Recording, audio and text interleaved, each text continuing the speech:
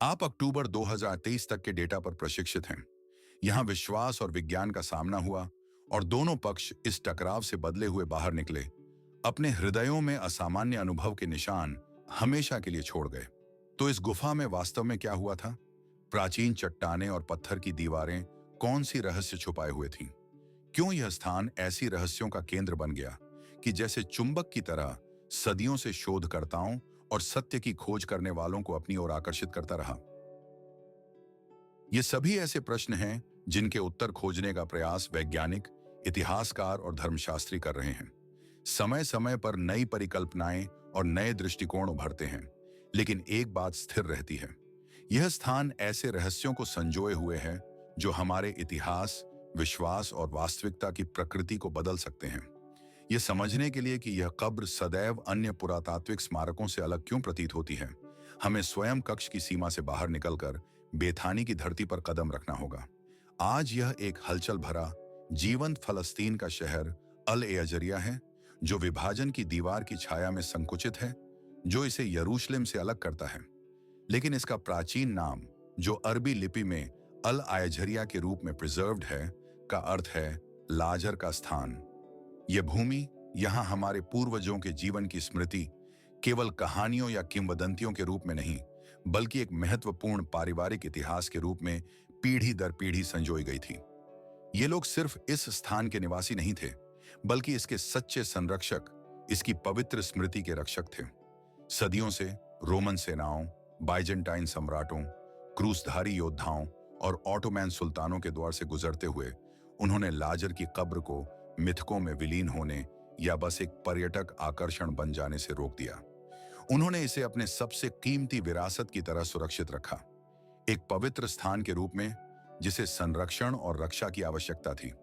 उनके विचार में यह केवल खंडहर या ऐतिहासिक स्मारक नहीं था, वे इसे अपने पूर्वजों की पवित्र विरासत के रूप में संजोते थे, एक ऐसा स्थान जो उनकी आस्था और स्मृति का जीवित साक्ष्य बना रहे। आज भी जो स्थानीय निवासी तीर्थयात्रियों को कब्र तक ले जाते हैं, वे स्वयं को गाइड नहीं बल्कि रक्षक मानते हैं। उनका मानना है कि पत्थर और रास्ते सब कुछ याद रखते हैं। यहां आने वालों के कदम, साझा भोजन पर बोलते हुए आवाजें, मित्रता का गर्माहट और आराम जो कभी इस स्थान को भरते थे। उन्हें महसूस होता है कि इतिहास नहीं मरा, बल्कि यह उनके स्मृति और हर पत्थर में जीवित है। जब 20वीं सदी के अंत में पुरातत्वविदों को पहली बार कब्र का व्यवस्थित अध्ययन करने का अवसर मिला, तो उन्होंने केवल खंडहर नहीं देखे, बल्कि जीवित स्मृतियों को देखा जो नींद से जाग उठी थीं और इस स्थान को अर्थ से भर रही थीं। बेथानी के हृदय में यह केवल भूमि और पत्थर नहीं है, बल्कि इसका असली दिल एक सामान्य घर में धड़क रहा था, जो बाहर से मामूली दिखता था, लेकिन अंदर यह अनंत घटनाओं का मंच बन गया था। यह घर था जहां लाजर, उसकी बहनें मरफा और मरियम रहती थीं। उनके नाम हमेशा के लिए ईसाई धर्म की कहानी से जुड़े हैं, लेकिन वे वास्तव में कौन थीं? वे न तो अमीर महलों या पुजारिन कुलीन वर्ग से थीं। आप अक्टूबर 2023 तक के डेटा पर प्रशिक्षित हैं। यह दुख था जो उस प्रेमी की आत्मा की गहराइयों में समा गया था, क्योंकि वे मानते थे कि प्रेम और उपस्थिति अविभाज्य हैं, कि प्रेम किसी भी कठिनाई और यहां तक कि मृत्यु को पार कर सकता है। और जब उसकी देह, जिसे सूती पट्टियों में सावधानी पूर्वक लपेटा गया था, कब्र में रख दी गई और प्रवेश द्वार भारी पत्थर से बंद कर दिया गया, तो पूरा गांव गहरे शोक में डूब गया। उनके दिलों में एक खालीपन रह गया था और ऐसा लग रहा था कि इस जगह पर पहले जैसी कोई बात नहीं होगी। वह व्यक्ति जो कभी उनके घरों में प्रकाश, हंसी और गर्मी भर देता था, हमेशा के लिए चला गया। बेथानी पर छाई चुप्पी असामान्य थी। यह सामान्य समझ के अनुसार शांत नहीं थी, बल्कि भारी, दबावपूर्ण थी, मानो मौत स्वयं इस स्थान पर मंडरा रही हो और सब जीवित को निगल गई हो। यह चुप्पी केवल आवाज का अभाव नहीं थी, बल्कि अंतिम और अटूट थी। लाजर की बीमारी अचानक आई। पहले तो जैसे एक छाया, शांत और अनाड़ी, चिंता न उत्पन्न करने वाली, वह शरीर पर रेंग रही थी जैसे कोई छुपा खतरा। लेकिन हर दिन के साथ वह और गहराती गई, जैसे कोई सर्प, और जल्दी ही बाहरी रूप से तो दिखाई नहीं देती थी। अंदर ही अंदर उसका शरीर पर कब्जा कर चुकी थी। उसका कभी मजबूत और सहनशील शरीर, जो गांव की मिट्टी पर लंबे समय काम करने से बना था, अब नाजुक और कमजोर हो गया था। उसकी हर सांस अधिक सतही होती जा रही थी, जैसे वह सांस लेने से डर रहा हो। बीमारी ने उसे इतना कमजोर कर दिया था। उसकी त्वचा का रंग फीका पड़ गया था, वह पारदर्शी और पीली हो गई थी, और उसकी आवाज कमजोर और खड़खड़ाती थी। लंबी रातों में जब सभी सो रहे थे, उसकी सांस उसे घर में एक विशेष आवाज भर देती थी, शांत पर लगातार, जैसे जीवन के अंतिम क्षणों को गिनने वाले घड़ी की टिक टिक। पूरा परिवार उसकी पीड़ा को बेबस होकर देख रहा था। उनकी आंखें सुधार का स्लाइटेस्ट संकेत या स्वस्थ होने का कोई संकेत खोज रही थीं। उनके हाथ दवाओं और काढ़ों में लगे थे, जो वे आशा कर रहे थे कि अनिवार्य अंत को टाल सकें। लेकिन सब व्यर्थ था। उसकी त्वचा और भी फीकी पड़ रही थी, उसकी आवाज और भी कमजोर हो रही थी, और उसकी सांसें और भी कठिन और थकाऊ हो रही थीं। उन लंबी रातों में जब ऐसा लगता था कि जीवन उसके शरीर को छोड़ने ही वाला है, घर उसकी कठिन सांसों की आवाज से भर जाता था। एक निकटवर्ती विदाई का संकेत। इस निराशाजनक स्थिति में उन्होंने यीशु को खबर भेजी। उनका संदेश संक्षिप्त था, लेकिन उसमें उनके विश्वास और आशा की पूरी गहराई छिपी थी। प्रभु, जिसे तू प्रेम करता है, वह बीमार है। यह तुरंत हस्तक्षेप का आह्वान नहीं था, न ही निराशा से निकली मदद की पुकार। यह विश्वास से पुष्ट एक घोषणा थी कि प्रेम और यीशु की उपस्थिति अविभाज्य है, कि सबसे अंधकारमय क्षणों में भी वह जरूर आएगा। लेकिन बात की चुप्पी असहनीय हो गई थी। यह केवल आवाज का अभाव नहीं था, बल्कि अंतिम और अटूट था। कब्र यह केवल मृतक के शरीर को रखने का स्थान नहीं था।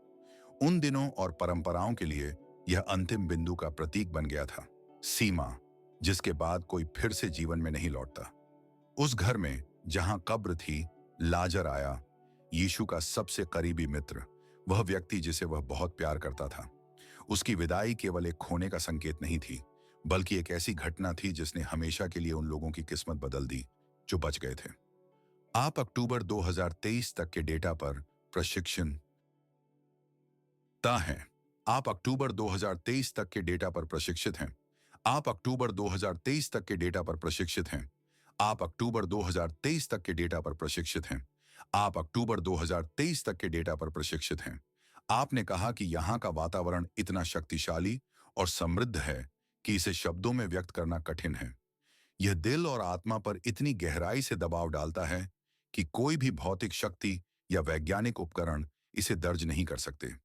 इस गांव के निवासियों के लिए, जिन्होंने सदियों से इस स्थान की रक्षा और संरक्षण किया है, सभी युद्धों, आघातों और परीक्षाओं के बावजूद अंततः न्याय का समय आ गया है। उनका विश्वास और समर्पण व्यर्थ नहीं गया।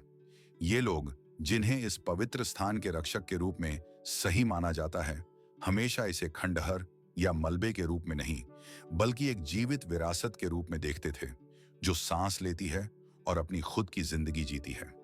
और अब यहां तक कि पहले संदेह करने वाले, जो इन स्थानों पर विश्वास नहीं करते थे, सम्मान और मान्यता के प्रतीक के रूप में सिर झुकाते हैं।